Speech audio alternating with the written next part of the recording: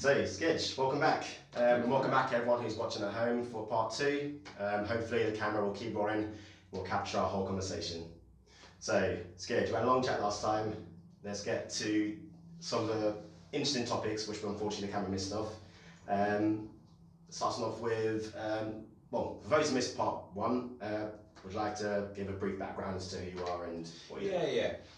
So I'm a friend of yours.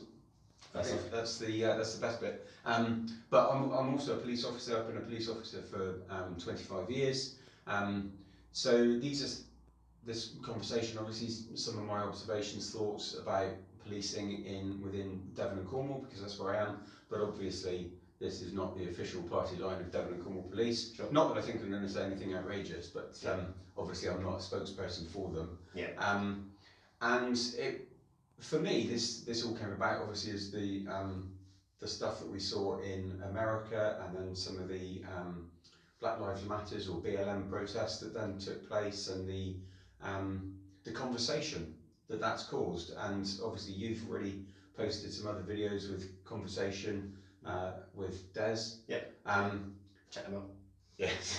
Go and look at the previous ones. Yeah. And that's been fab. So it seemed appropriate, obviously, given the fact that policing is such a big bit of some of the racial tension, some of the misunderstanding, perhaps, some of the stuff that just doesn't seem to add up. Sure. I agree. It just seemed appropriate and logical to have a chat as well. Definitely. So that actually reminds me of one point which I've got my notes. So the link to what happened in America, George Floyd, etc., etc. Black Lives Matter organisation exists in America. There's Black Lives Matter movements in the UK which are trying to mirror it. I sent 2 emails out to the organiser of the Black Lives Matter Exeter group and Black Lives Matter London group, asking, does the Black Lives Matter movement in England mirror all of the values of the American one in terms of things like defunding the police? Yeah. The organiser for the Exeter Black Lives Matter said that in Exeter that she doesn't see it that way, that defunding the police isn't part of their philosophy in Exeter, but the London Black Lives Matter group said they mirrored all of those values. For those who are watching, would you like to describe what would defunding the police look like, and what are the practicalities of actually people wanting that? I think part of the difficulty is that you're almost comparing 2 completely separate beasts, as I think we talked about last time. But I can't remember if it was on the video. So the American policing came very much out of the controlling slavery, and officers were able to use pretty much any force necessary to just beat the crap out of people, really, because they were slaves and therefore didn't have a value to society, but they did to the owner, and then they would take them back to the owner and carry on. The British model of policing is fundamentally different to that and has come from very, very different origins. And the mantra is that the police are the public and the public are the police. Sure. And in essence, I fulfil the role of policing in order that you and my other friends who are not police officers can carry on doing your role, rather than all of us having to be responsible for detaining people who've done something wrong. Sure. And so on and so forth. Yes, there's still the citizens' arrest powers, but in concept, you've discharged those responsibilities to me, and I police on behalf of you and friends. Sure.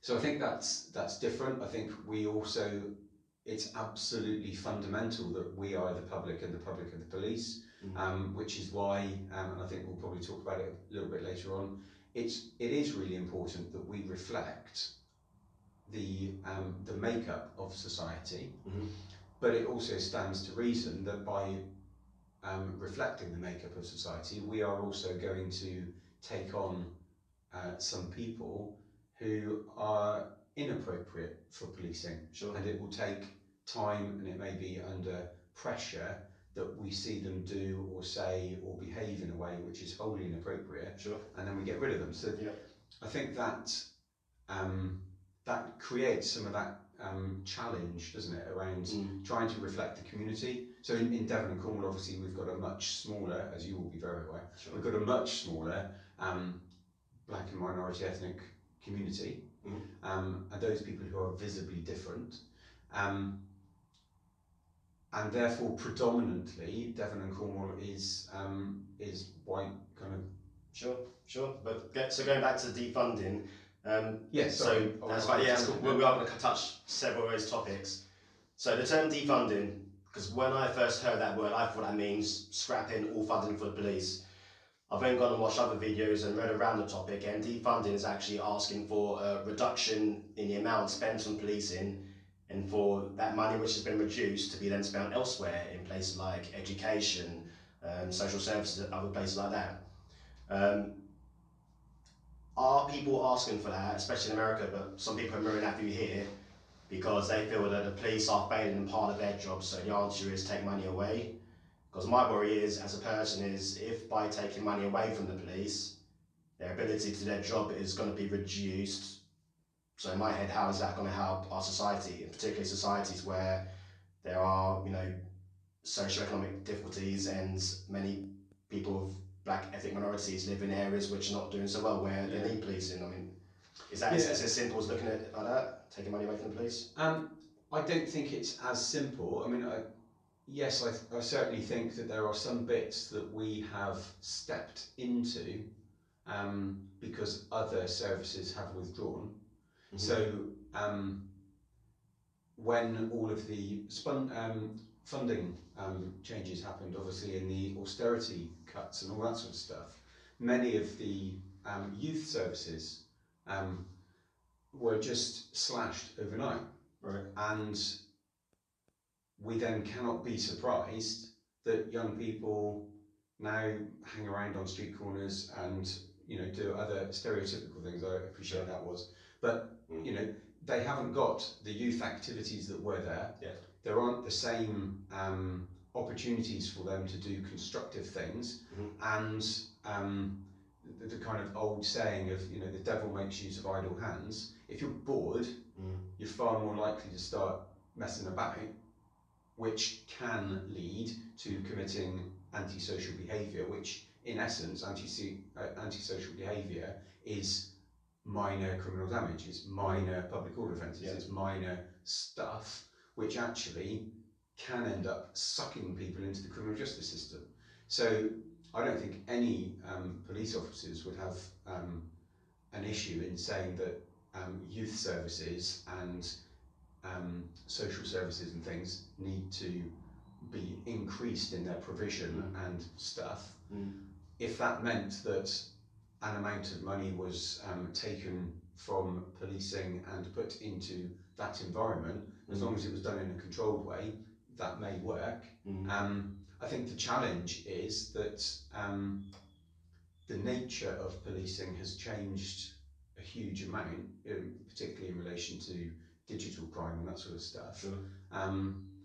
And as a result, you've got perhaps fewer people that are out on the street wandering around, neighbourhood officers, the PCSOs and things, in order to actually engage with the community in a positive way. So I think I would be concerned if we just hacked money off. Sure.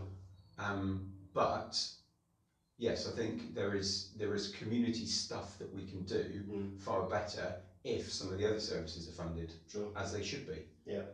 But that doesn't necessarily have to come from the police. That could come from other pockets of money, can't it? Oh, yeah, absolutely. And I appreciate, obviously, hence the fact that it's not as simple as just saying cut money from police. Yeah. Funding is complex.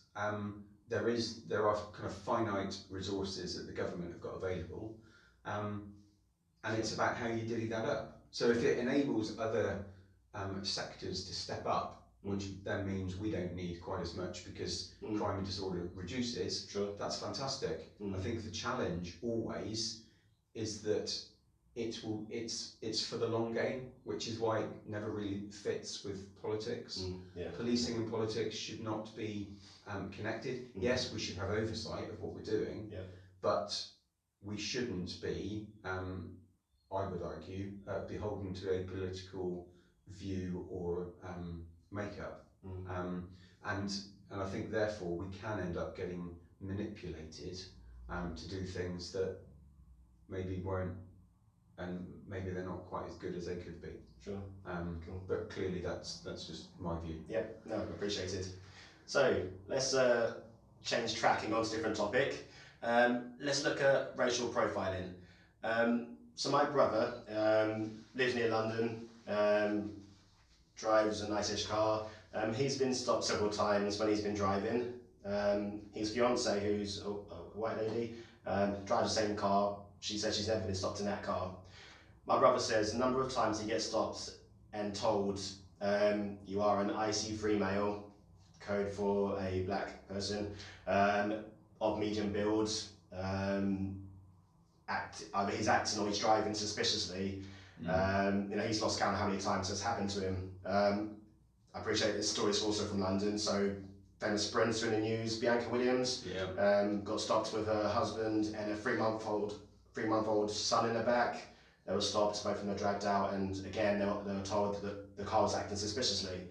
For those who are angry at the police because they believe racial profiling exists, it's been highlighted because of several stories pushed into the media right now.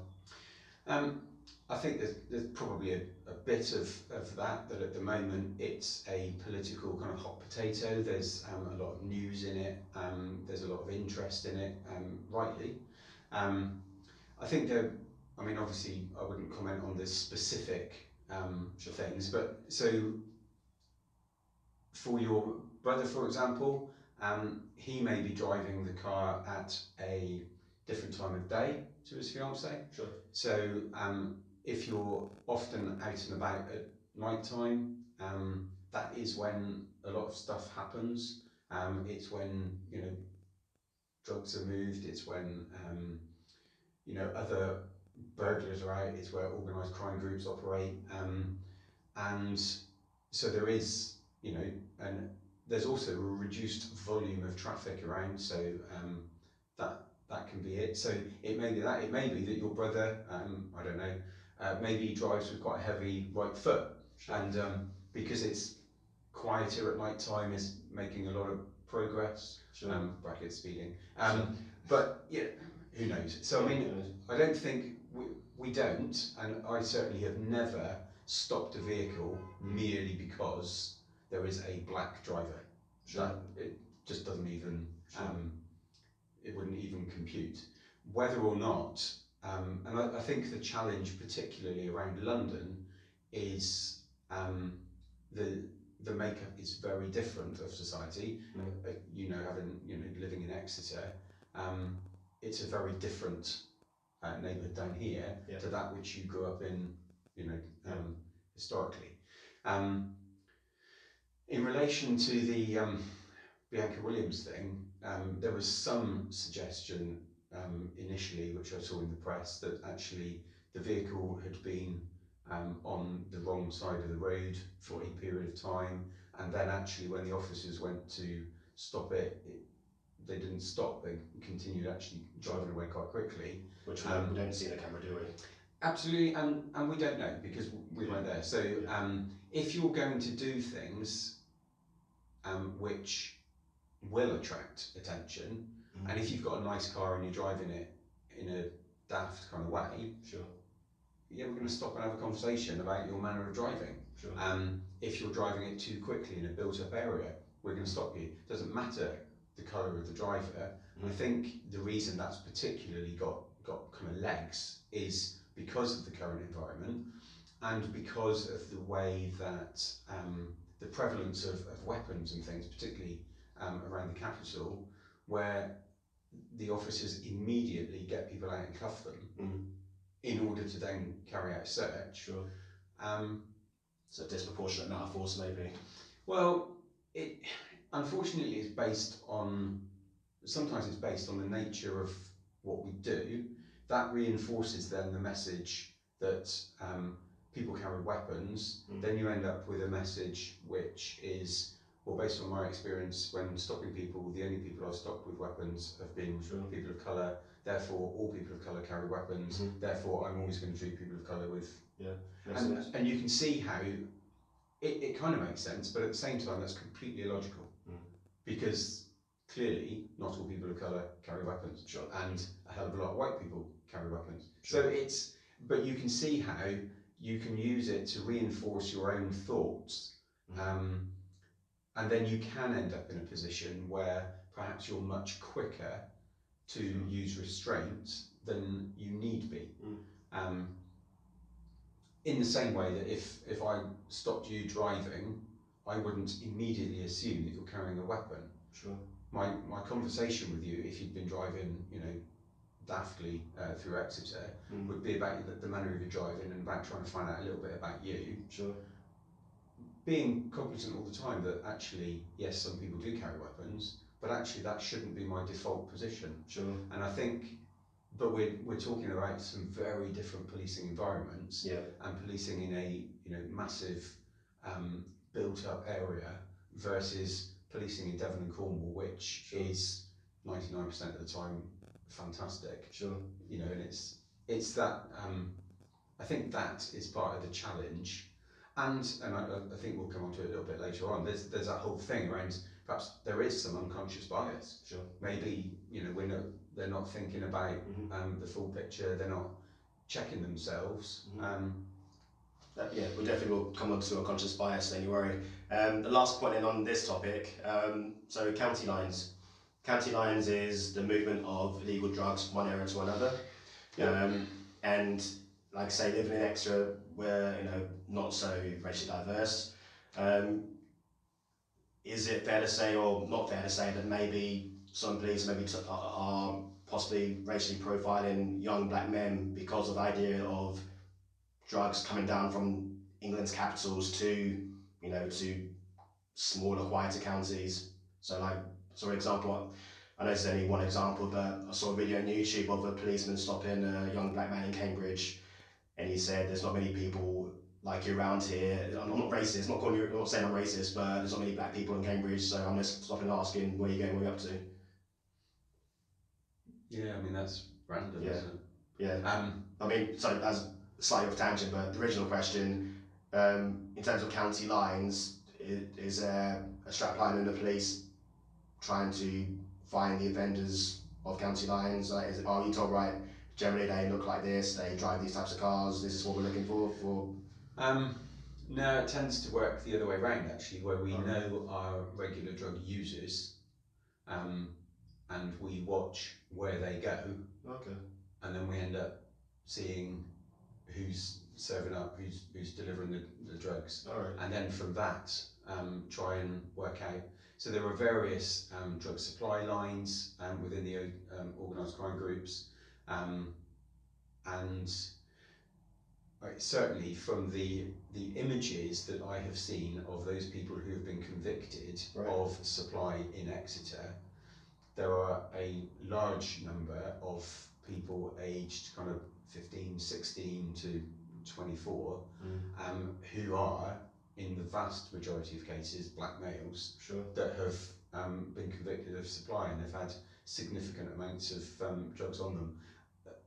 I mean, for me, that raises, and kind of goes back to that defunding thing, doesn't it? That raises so many questions about what on earth has failed so significantly for those individuals to think that the supply of drugs is the thing to do. What is it within that community? And I know we've talked in the past about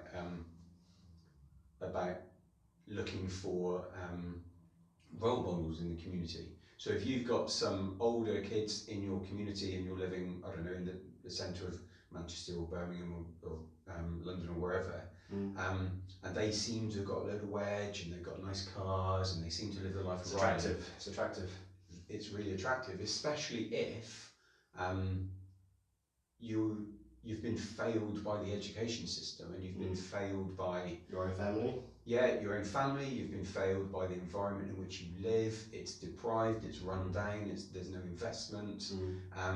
Or people have been coming in and clearing some of the kind of poorer quality housing and rebuilding it for minted people. Just all of that creates that rub where you end up with people being sucked into crime. Now, if that is predominantly based on people just getting bored or looking for money or looking for options, then that's incredibly sad. So for me, it's always really disappointing when there is yet another young person in particular that has been pulled into crime and they're doing something utterly daft, like trying to bring drugs into Exeter, especially when they can be so obvious in some respects. It's such a shame it is, like I say, so glamorous in terms of the financial rewards maybe it could bring, because I used to work in a school in London, in Deptford, high proportion of Black, African, Caribbean children, and I several times I'd hear through school about another child has been stopped in the church and has been found to have a knife on them, and I've never did it, but I can quite confidently say if I was to ask one of my classes back in London, how many of you live in single parent houses, I wouldn't be surprised if over 50% of the boys in particular put a hand up and said, yeah, I don't live with my dad. And I think that could be a whole another conversation about the impact of parents and as well as school on a child's upbringing. But I think it's a shame that, like you say, some children, and particularly in capital cities where there are more black people more black people in cities than there are in towns and suburbs of England, that they feel that's a way to go down because they see someone who looks like them, who's a bit older, getting into the system of illegal drugs trafficking, and they think, oh, I'll see him, he's got a nice BMW, I like to have a bit of that, and it's a trap, isn't it, for them to fall into? Yeah, it is, and I also think it's really sad that young people can sometimes feel the need to carry a weapon because ultimately they're scared. Yeah. And they think they might get attacked, so therefore I'll carry a weapon to protect myself. And the carnage that you can see that falls out from that is phenomenal. But the more that kind of self-perpetuates itself. Now, I know in Exeter we've got a number of white kids who are, young people who are carrying weapons because they too fall into that category of thinking that they need to protect themselves. And I find that really sad that people have that attitude and that thought about how dangerous society is, when actually it's not. And we have very few incidents where people, suffer from unlawful violence. It tends to be mixed or fueled with other stuff that's been going on. So yeah, it's the whole way that young people can get sucked into the criminal justice system, for me, I think is more of an issue than some of the policing that we then end up with around it. So some of my personal frustrations around these kind of conversations is the fact that the police are seen to be the bad people. And yeah, admittedly we get stuff wrong sometimes, and yes, there's some bad stuff that happens, but for me it's what has happened prior to that. What has happened, and I used to be a neighbourhood beat manager in Exeter, and try and engage with and talk to the kids that are about, and lots of it was just about boredom. It was, and it's really, really sad because if you haven't got a safe environment that you want to be at home, or you haven't got the same opportunities at home, and therefore you don't want to be at home, because that's actually the last place you want to be. So then you hang around on street corners, hang around with your mates, get involved in stuff you shouldn't do, and then will get targeted by people who are going to exploit you. That's that whole... That's a vicious cycle. Yeah, and that's what I find really sad. That's the bit we need to stop. Because if we stopped that desire to get up to mischief, hang around with the wrong people, be exploited, and they had environments that were positive to be in at home or in the community centre or wherever else, then the number of people being sucked into the criminal justice system would reduce. But therein lies a huge societal thing, which is kind of why I then get frustrated that it's the police's fault because we stop search too many people. Sure. Or we are heavy-handed here, or we do this here, or whatever. That's the bit I Sure. Yeah. Well, maybe some people need to take a look at themselves and their situations and think, why is maybe our home life not in a situation where our children don't want to be at home. I think it's easy to point a finger at someone else and say, well, that's the reason why things are failing.